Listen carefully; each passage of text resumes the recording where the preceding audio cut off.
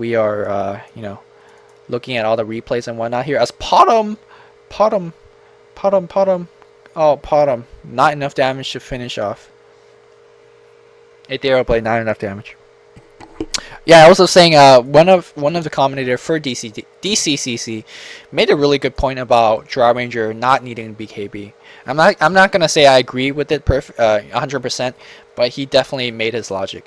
But I think in these kind of games, especially when you go up against somewhat of a stun heavy lineup from Sentinel, BKB is somewhat necessary. Yes, sure, Mana Style does pop you out of stuns at certain points, but BKB just gives you that 100%, you know, assurance of, yeah, I will do DPS for a significant amount of time. And this Venge, oh my, this Venge is just baller. Look at that, 4 staff earn. The amount of swaps that he got was like, I counted like at least 4 or 5 swaps to cancel Nevermore ult. And he is just playing like a baller here as we see Potom leaping and trying to do some damage. Oh, Manta, where you at here? Draw Ranger is gonna come in with BKB ultimate, no swap this time. Draw Ranger is gonna be picked off here. A little bit unfortunate. BKB, I mean not BKB. Yeah, BKB does breaks you from a silence, so that's exactly what Keen did there. And finally, I think the turning point of that battle was Earthshaker finally jumping in and being a force to be reckoned with. Now with the Blink Dagger on this hand, I think Sentinel is in a pretty good shape despite of them being down. Looks like there is going to be an initiation coming in from the Sniper is probably going to go, yeah, gets fingered, and they are going to go for, a little bit missed the communication coming from Scourge there. I think because of that, this Nevermore will live here and probably gonna get a kill on defense. Sven Blink Dagger is on cooldown, almost cooldown. Yes, nice blink out, and we'll be okay there at this point. So, despite me saying that the Scourge team playing extremely well, yes, they are playing extremely well, but there are many times that they kind of miscommunicate in terms of engagement and also whether, you know, chain stun and whatnot. So there is that, but I'm not gonna nitpick too much on that because overall they're playing extremely well. They might have gotten a couple extra kills on the Shadow Fiend if they communicate a little bit better, which might bite them in the late game. If you think about it, might bite them in the late game. So even though Sentinel still really down, Scourge shouldn't count them out just yet. I think Sentinel is doing whatever they can to claw themselves back into this game, and I think they can. I think they can. So, because again, Sentinel extremely late game with the Shadow Fiend minus armor aura with the sniper, and finally we do see a counter gem. No, that is the gem from the line, I believe. Yep, gem from the line is picked up from here. Sentinel is gonna try to go for a Roshan. I don't think they have the map advantage to do so. They do have insane DPS from Draw Ranger. Yeah, Draw Ranger actually could solo the Roshan, so all they really need is 3 or 4 heroes to sit around and kind of back her up. But this Potom really need to join the fights. I have not seen Potom in an actual team fight yet. So, and let's see. It's also very interesting to see what item that Potom's gonna go for next year. Not too sure whether this is the best choice of the item because Ethereal Blade does actually Roshan attempt, Thwart. But oh, nice. What is this? I cannot agree with this ward here. Let's see, Potom is gonna be coming in. Earthshaker using the block here, and all the Manta illusion are gone. But they're gonna go for Roshan here. Roshan is gonna be going down. Let's see if they can steal the Roshan. It's gonna be huge if they can. Oh, can they? Earth Blink Sven is gonna come in. Let's see if he can get the. Oh no, he is not gonna get the whatchamacallit. And my God, Heen picks up the Aegis, and I think this is the beginning of a comeback coming from Sentinel. And a really ballsy play from Sentinel, actually going for the Roshan despite Sentinel getting there first and assassinating another gem on the ground. No gem on the ground. So Sentinel, with that one fight, turned it around completely. It's going to pick up this tower here. Extremely well played. Shadow Fiend unfortunately lost the Aegis that he just picked up, but doesn't matter. I mean, it really doesn't matter. They just got a 1v5 wipe, and Potom might be going for a butterfly though. Potom I don't think Butterfly is gonna be the best choice. I think MKB might be the better choice here because you notice that Sniper is gonna be going Butterfly. It's probably the Shadow Fiend will go Butterfly sooner or later. And oh, here's a good question. Here's a good mech question. If you have Monkey King Bar, and if Windrunner runs, do you actually hit her? I don't know. I don't know. If you guys do know, let me know. And it's something I should know because I'm a commentator. But I'm sorry for being human. Because, yeah. Anyways, they're going to be another push. And this is what I mean. Great pushing power from the Sniper. Sharp Note behind the tower. But just enough to actually get the Sharp Note in the tower range. And they're doing so much damage. Are they going to get a Rax here, though? I don't think they can. I don't think they can. They're putting up a lot of damage here. Really an interesting play from the Shadow Fiend. Actually, kind of doing some little mind game Manta style. And actually move one of the illusion back. And then, but they're gonna chase. They are gonna chase. No, everyone's back out very safely. But they are still gonna chase, man. They are still gonna chase. Potom is gonna be going for an arrow, but that's gonna miss. Potom's gonna go for a butterfly. Okay. I just don't think this Ethereal Blade. I mean, it's a very interesting item build, and I get the logic behind it. You know. Ethereal into, you know, like Starfall, Arrow, cool stuff. With Finger of Death to follow up. But I don't like it. I don't like it. It kind of counteracts with all your other kind of items. But let's see how this game will play out.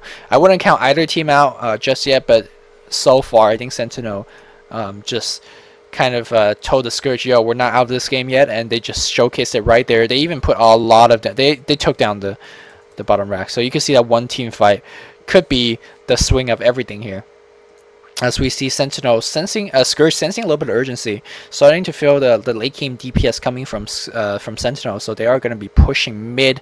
Now whether they could do it is another story, because we do have Earthshaker Blink Dagger ult, we do have Sniper Sharp Note for a push, we do have you know, a lot of Rays and Power Shot, AoE, a lot of AoE stopping these pushes. This push was just stopped cold. This push just got stopped cold. Yeah, I don't think these guys could push. Sven Blink BKB, not enough DPS, not enough armor, not enough survivability. Potom doing whatever she can to flash farm. If they're gonna put all their hopes and dreams into a Potom, that is not gonna cut it. That is not gonna cut it. Let's see how Drow is doing though. Because if they're gonna put their hopes and dreams into Drow, then that's a little bit different. Drow finally go for a BKB here. I think BKB in the previous fights would just been crucial, but the fact that she got, you know, got Lothar's edge wasn't too good. Wasn't too good. Sentinel actually want to get some map advantage back, gonna push the mid lane here. We do see Keen with still not too hot of a gear. So my DPS drop, but he is sitting at 3,400 gold here. Sentinel will be pushing on this tower really hard now. We see the pushing power of Sniper shooting from afar, despite before the engagement even happened. Heat minus Sharp Note will be doing the damage to the tower. We do see Potom initiation coming in. Maybe no, they are gonna swap and go for Shadow Fiend. Shadow Fiend gets 4 staff back. Really well played here. Potom doing a lot of damage, and Ultimate trying to be Ultimate not doing that much damage here at this point. Assassinate on the wrong target. I think the push will be stopped here. Potom just going in. Potom still alive for just a little bit. She might get assassinated to death. Potom, no, Assassinate gets cancelled by the Lion. So really hectic team fight going in here. Now the Sniper is going to take a lot of damage. Now Assassinate going on the Potom. Oh no, Assassinate did not get cast off. So a Scourge actually coming back with a team fight of their own, as my FPS is just dismal right now. Go for the Windrunner, and a little bit trouble here. And looks like she will be okay. She will be okay at this point. Oh my god, my FPS.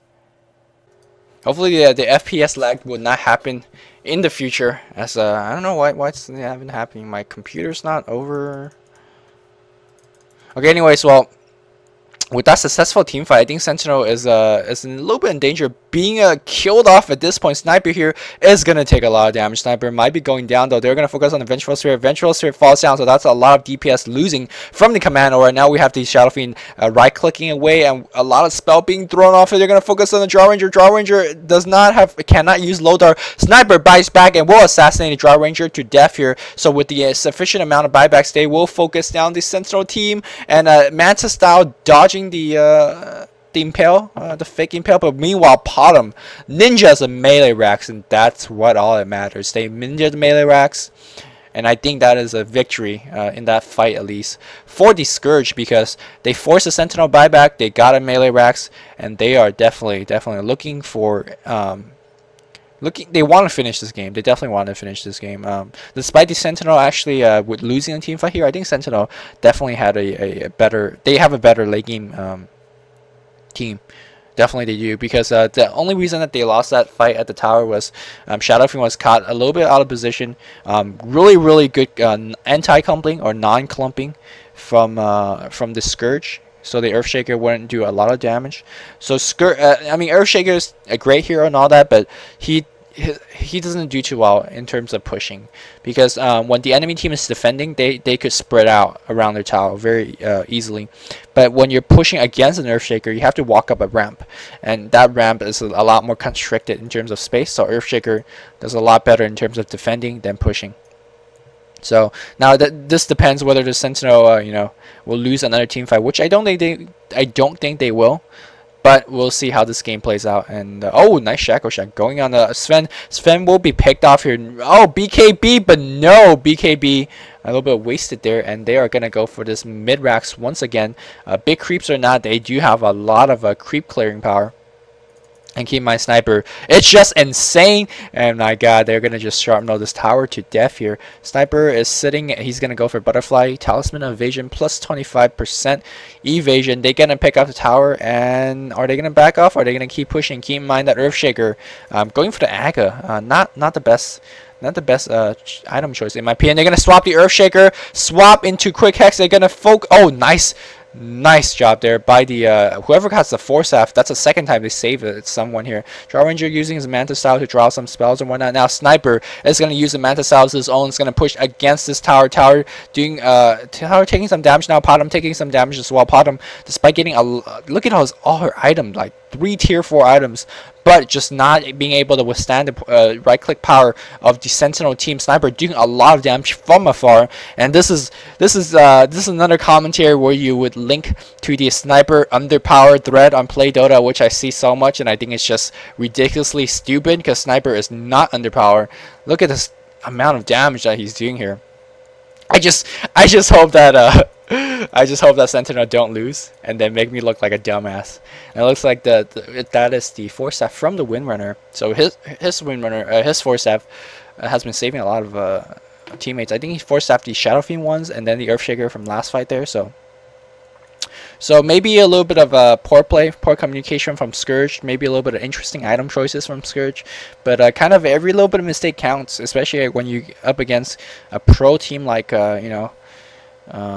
How.Korea, which by the way stands for it stands for How Korean Do It. I think I read that off in an interview or something. I'm not too sure, but I think stands for How Korean Do It. It looks like there will be a Satanic coming on from the bottom. How often do you see a Satanic on bottom?